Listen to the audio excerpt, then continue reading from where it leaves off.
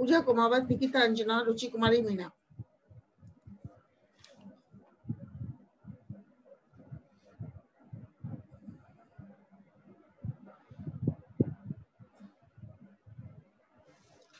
नीतू आ गई, नीतू भाग गई।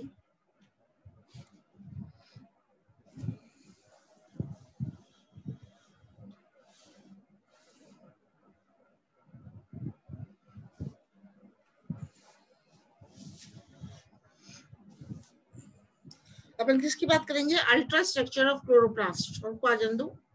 क्लोरोप्लास्ट की सूक्ष्म संरचना, क्लोरोप्लास्ट की सूक्ष्म संरचना।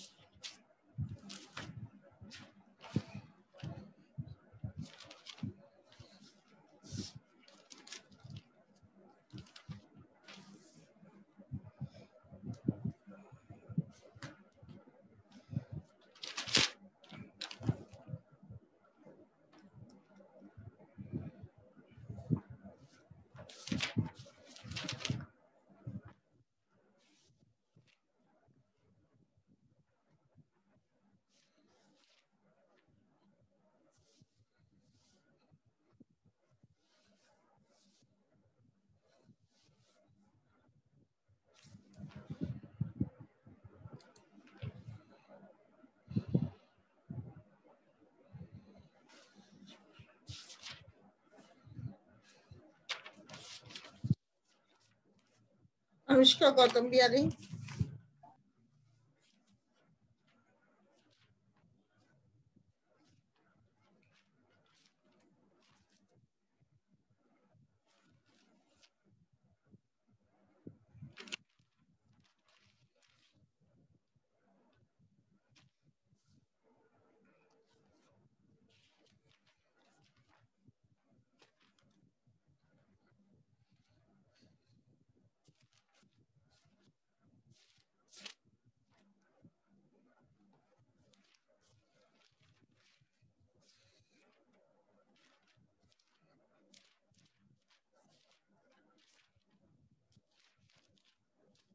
ठीक है बेटा, अपन लेते हैं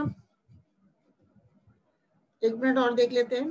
निकिता अंजना, रुचि कुमारी मीणा, अनुष्का गौतम, नीतू बागड़ी, पूजा कुमावत, पिंकी चौधरी।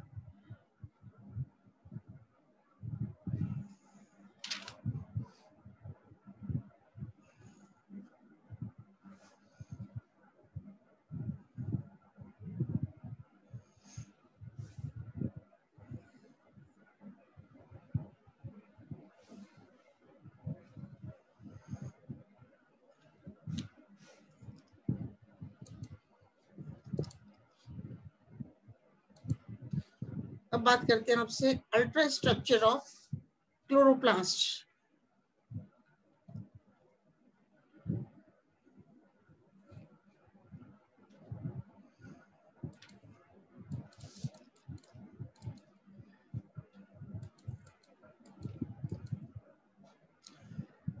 क्लोरोप्लास्ट की सूक्ष्म संरचना के बारे में बात कर रहे हैं।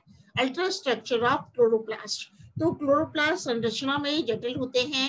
प्रत्येक क्लोरोप्लास्ट 2 सकेंद्री कॉन्सेंट्रिक बाहरी व आंतरिक कलाओं से बने आवरण द्वारा घिरा रहता है। प्रत्येक कला, प्रत्येक मेम्ब्रेन लाइपोप्रोटीन द्वारा निर्मित त्रिस्तरीय होती है, जिसकी मोटाई लगभग 50 एंगस्ट्रॉन डिग्री होती है। और ये कलाएं, ये मेम्ब्रेन चिकनी एवं वर्णनात्मक रूप से पारगम्य डिफरेंशियली परमेबल होती है। दोनों कलाओं के मध्य अंतरकला स्थान इंटर मेम्ब्रेन स्पेस में मैग्नीशियम आयन आधारित ATPase पाया जाता है, जो कि अधिक प्रकाश में क्लोरोप्लास्ट संकुचन में भाग लेता है। कलाओं द्वारा आबद्ध 2 स्पष्ट तंत्र पाए जाते हैं। पहला है फर्स्ट ग्रेन्युलर मैट्रिक्स और स्ट्रोमा। कणिका में मैट्रिक्स या स्ट्रोमा। तो ये देखना, आप ये देख रहे हो क्लोरोप्लास्ट की विस्तृत संरचना। आपको इसमें क्या दिखाएं, ग्रेना थाइलेकोइड्स ये मार्क है, स्ट्रोमा थाइलेकोइड्स एंड फ्रेट है।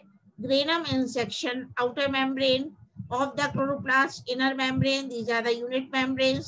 स्ट्रोमा को क्या कहते हैं, मैट्रिक्स कहते हैं। और प्लास्टोग्लोबुलाई दिखाएं, तो अपन किसकी बात कर रहे हैं, ग्रेन्युलर मैट्रिक्स और स्ट्रोमा। कणिका में मैट्रिक्स और स्ट्रोमा की। तो क्लोरोप्लास्ट में एक जलीय प्रोटीन युक्त पदार्थ भरा होता है जिसे मैट्रिक्स अथवा स्ट्रोमा कहते हैं। इसमें मैट्रिक्स में 50% मात्रा में घुलनशील प्रोटीन्स, राइबोसोम्स तथा डीएनए पाए जाते हैं। इसमें स्टार्च कण तथा ऑस्मियोफिलिक बूंदे, ऑस्मियोफिलिक ड्रॉपलेट्स भी पाई जाती हैं। और क्लोरोप्लास्ट की निष्क्रिय अवस्था में इन बूंदों की ऑस्मियोफिलिक ड्रॉपलेट्स की संख्या बढ़ जाती है। इनके अतिरिक्त मैट्रिक्स में फाइटोफेरेटिन कण तथा प्रकाश संश्लेषण की अप्रकाशीय अभिक्रिया डार्क रिएक्शन में काम आने वाले सभी एंजाइम्स तथा विभिन्न वर्णकों व खाद्य पदार्थों के संश्लेषण में प्रयुक्त होने वाले एंजाइम्स पाए जाते हैं।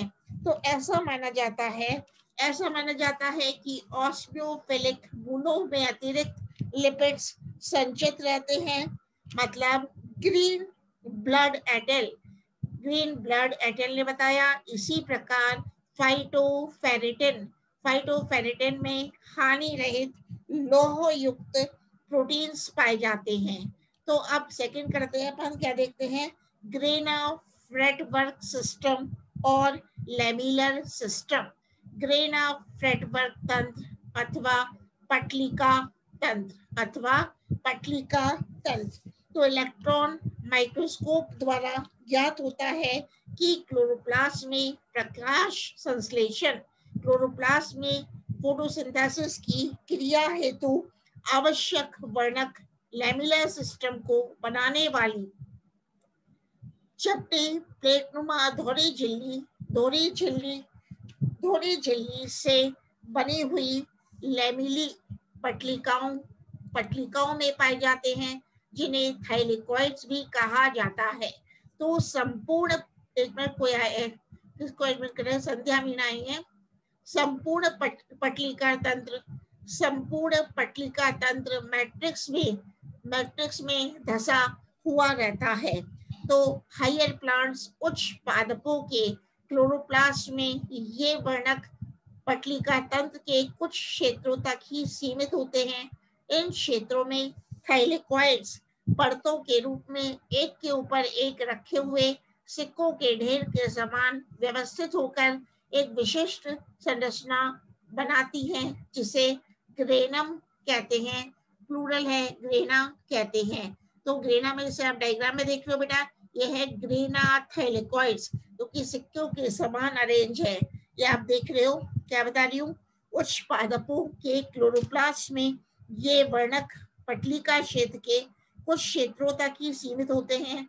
इन क्षेत्रों में थाइलेकोइड्स परतों के रूप में एक के ऊपर एक रखे हुए सिक्कों, कॉइन से देख रहे हो, सिक्कों के ढेर के समान व्यवस्थित होकर एक संरचना बनाते हैं, जिसे ग्रेनम कहते हैं, या प्लूरल क्या है, जिसे ग्रेना कहते हैं। ठीक है, जिसे ग्रेना कहते हैं। ग्रेनम को बनाने वाली प्रत्येक प्लेट अथवा डिस्क दूसरे ग्रेनम की प्लेट से एक नली फ्रेट द्वारा जुड़ी रहती है, जिसे इंटरग्रेनम अथवा स्ट्रोमा थाइलेकोइड कहते हैं। ग्रेना का आकार 0.3 से 1.7 माइक्रोन तक हो सकता है। तो प्रत्येक ग्रेनम में 50 या इससे भी अधिक अथवा कम थाइलेकोइड्स पाई जा सकती हैं। प्रत्येक थाइलेकोइड अपनी भारी सतह द्वारा मैट्रिक्स के संपर्क में रहती है तथा इसकी आंतरिक सतह अंत थाइलेकोइड स्थान इंट्रा थाइलेकोइड स्पेस आबद्ध किए रहती है।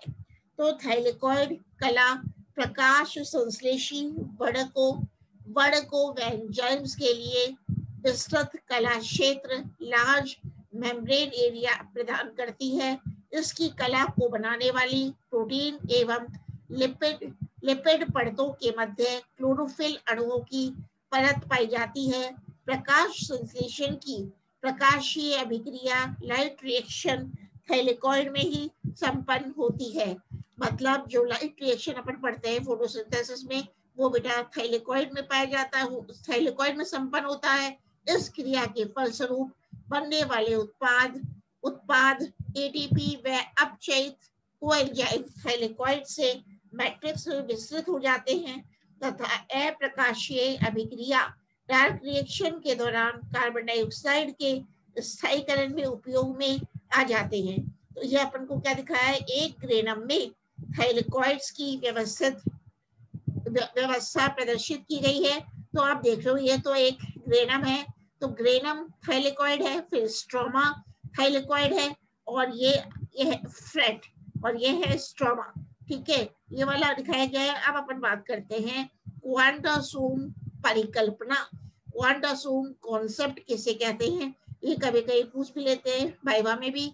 तो पार्क एंड पॉन ने अपने अध्ययनों के आधार पर यह बताया कि थाइलेकॉइड की आंतर सतह पर सूक्ष्म गोलाकार कणिकाएं पाई जाती हैं जिन्हें क्वांटासोम कहते हैं। तो क्वांटासोम क्या होती है बेटा, कि थाइलेकॉइड की इनर सरफेस पर सूक्ष्म स्मॉल स्फेरिकल ग्रेन्यूल्स पाए जाते हैं जिन्हें क्वांटासोम कहते हैं, और प्रत्येक क्वांटासोम 185 एंगस्ट्रॉन डिग्री लंबा 185 एंगस्ट्रॉन डिग्री लंबा, 155 एंगस्ट्रॉन डिग्री चौड़ा तथा 100 एंगस्ट्रॉन डिग्री मोटा होता है, जिसका आणविक भार 2 × 10⁵ होता है। ये थाइलेकॉइड कला पर अनियमित रूप से बिखरी रहती है। ठीक है, तो इन आइसोलेटेड कणों में थाइलेकॉइड कला का हिस्सा भी होता है। प्रत्येक क्वांटासोम में लगभग 230 क्लोरोफिल अणु तथा अन्य प्रकाश संश्लेषी वर्णक व आवश्यक एंजाइम्स पाए जाते हैं। इनके अनुसार क्वांटासोम प्रकाश संश्लेषण की क्रिया के लिए संरचनात्मक एवं कार्यात्मक इकाइयां हैं, क्योंकि प्रकाश रासायनिक अभिक्रिया फोटोकेमिकल रिएक्शंस का केंद्र क्वांटासोम में ही स्थित होता है। तो आप देखो क्लोरोप्लास्ट की आणविक संरचना ये आपको दिखाई गई है। तो इसमें आणविक संरचना में आप क्या देखते हो, एक तो है प्रोटीन लेयर, दो है प्रोटीन लेयर, ये है carotenoid pigment, phospholipid and this is the unit membrane. तो मेन तो है क्वांटासोम। तो सॉसर तथा केल्विन के अनुसार क्वांटासोम 4 उप इकाइयों 4 सब यूनिट से मिलकर बनता है। क्वांटासोम 4 सब यूनिट से मिलकर बनता है। इसमें क्लोरोफिल पाया जाता है। तो ये डायग्राम आप देख रहे हो, ये है क्वांटासोम का। ठीक है, क्वांटासोम इकाई क्लोरोफिल अणु युक्त, this is the pigment molecules. और क्वांटासोम में क्या दिख रहा है, एक तो पिगमेंट मॉलिक्यूल्स है, एक आपको दिखाया है क्लोरोफिल और कैरोटीनॉइड्स एंजाइम सेंटर। तो आप क्या पढ़े हो कि ब्रेंटन तथा पार्क ने फ्रीज काट तकनीक सहायता से प्लास्टर्स में क्वांटासोम के आकार, प्रकृति तथा थाइलेकॉइड कला पर उनकी व्यवस्था के आधार पर 3 प्रकार की कलाओं के बारे में बताया। एक तो है क्वांटासोम युक्त, एक है क्वांटासोम कण युक्त कलाएं, क्वांटासोम कण युक्त कलाएं। दूसरा है ये वे कलाएं या ये कलाएं जिन पर 110 एंगस्ट्रॉन डिग्री आकार के छोटे कण पाए जाते हैं। तीसरा है खुरदुरी सतह वाली कलाएं जिन पर कण बहुत कम या अनुपस्थित होते हैं। अब बात करते हैं अपन what is the chemical composition, रासायनिक संगठन। तो शुष्क वार के आधार पर क्लोरोप्लास्ट का रासायनिक संगठन निम्नानुसार होता है। किसकी बात कर रहे हैं? Chemical composition of chloroplast. Chloroplast में क्या पाया जाता है? प्रोटीन्स हैं, लिपिड्स हैं, क्लोरोफिल है, कैरोटीनॉइड्स है। तो प्रोटीन्स की बात है तो 30 से 55% प्रोटीन्स क्लोरोप्लास्ट में पाए जाते हैं। इनमें से 80% प्रोटीन्स अघुलनशील होते हैं तथा लिपिड्स से मिलकर इकाई कलाएं बनाते हैं। बचे हुए 20% प्रोटीन्स घुलनशील होते हैं तथा एंजाइम्स के रूप में पाए जाते हैं। अब है लिपिड्स, तो 20 से 30% लिपिड्स क्लोरोप्लास्ट में पाए जाते हैं। इनमें 50% वसा, 20% स्टीरॉल्स, 16% मोम, 16% मोम तथा 7 से 20% फॉस्फोलिपिड्स होते हैं। फॉस्फोलिपिड्स मुख्य रूप से पटलिकाएं तथा प्लास्टिड भित्ति बनाते हैं। अब है chlorophyll A plus chlorophyll B, तो यह शुष्क भार का केवल 9% होते हैं। इनमें क्लोरोफिल ए की मात्रा 75% होती है तथा क्लोरोफिल बी की मात्रा 25% होती है। तो क्लोरोफिल की खोज सन 1915 में विल्स टेटियर ने की। प्रत्येक क्लोरोफिल अणु असम्मित होता है। प्रत्येक क्लोरोफिल अणु असम्मित होता है जिसमें जलग्राही शीर्ष 4 पायरोलिक केंद्रकों के मैग्नीशियम अणु के चारों ओर स्थित होने से बनता है जिसमें जलग्राही शीर्ष 4 पायरोलिक केंद्रकों के मैग्नीशियम अणु के चारों ओर स्थित होने से बनता है तथा एक लंबी जल विरोधी श्रृंखला फाइटोटेल होती है जो कि एक रिंग द्वारा जुड़ी रहती है। तो क्लोरोफिल ए का रासायनिक सूत्र C55H72O5N4 मैग्नीशियम है और क्लोरोफिल बी का रासायनिक सूत्र C55H70O6N4 मैग्नीशियम होता है। तो क्लोरोफिल ए में मिथाइल समूह पाया जाता है जबकि क्लोरोफिल बी में मिथाइल समूह के स्थान पर एल्डिहाइड समूह होता है। अब बात करते हैं कैरोटीनॉइड्स। तो कैरोटीनॉइड्स ये 4.5% होते हैं और कैरोटीनॉइड्स हाइड्रोकार्बन होते हैं तथा 2 प्रकार के हो सकते हैं। तो क्लोरोप्लास्ट में कैरोटीनॉइड्स 2 प्रकार के हो सकते हैं। पहला है फर्स्ट है कैरोटीन्स और दूसरा है बी है जेंथोफिल्स। कैरोटीन्स 25% नारंगी रंग के जबकि जेंथोफिल्स 75% पीले रंग के होते हैं। ठीक है, अब बात करते हैं आरएनए। तो शुष्क भाग का 3 से 7% आरएनए पाया जाता है। क्लोरोप्लास्ट में आरएनए राइबोसोम्स में पाए जाते हैं और आरएनए 2 प्रकार के होते हैं, 24S राइबोसोमल आरएनए तथा 16S राइबोसोमल आरएनए। इनके अलावा क्लोरोप्लास्ट में अमीनो एसाइल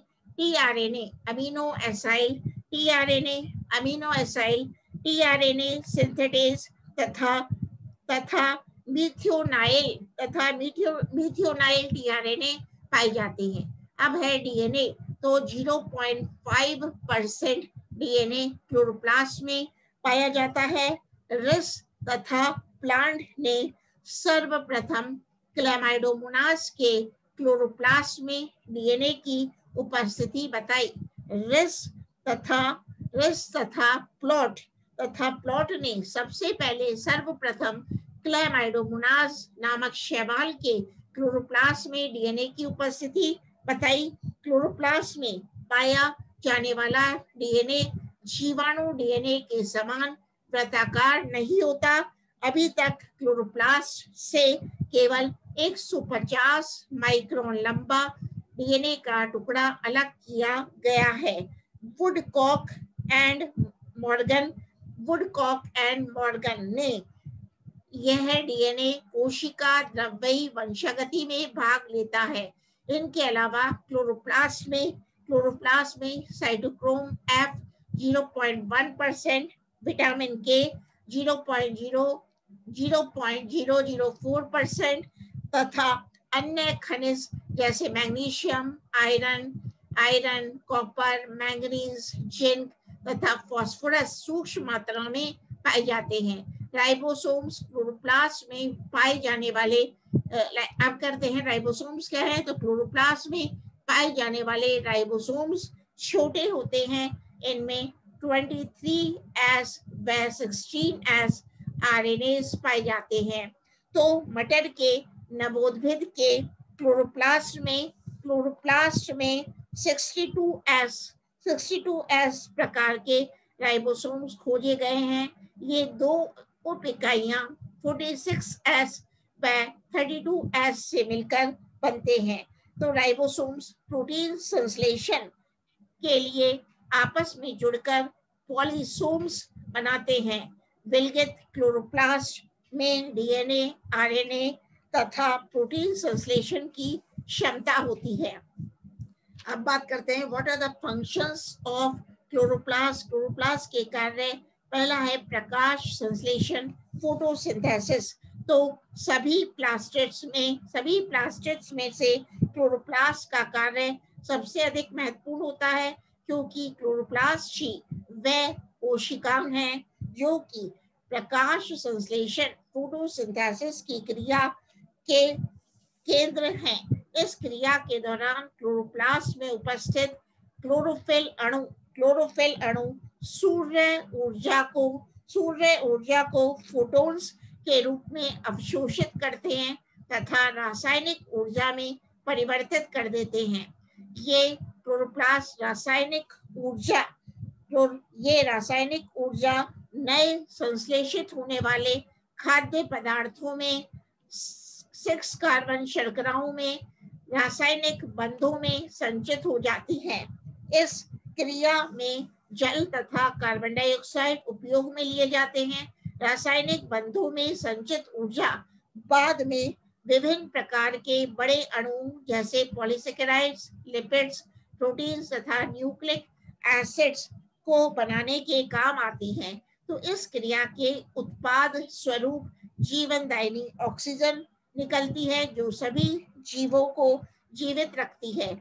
इसके अतिरिक्त कार्बन डाइऑक्साइड के प्रयुक्त होने के कारण वातावरण में कार्बन डाइऑक्साइड की मात्रा को स्थिर रखने में सहायता मिलती है।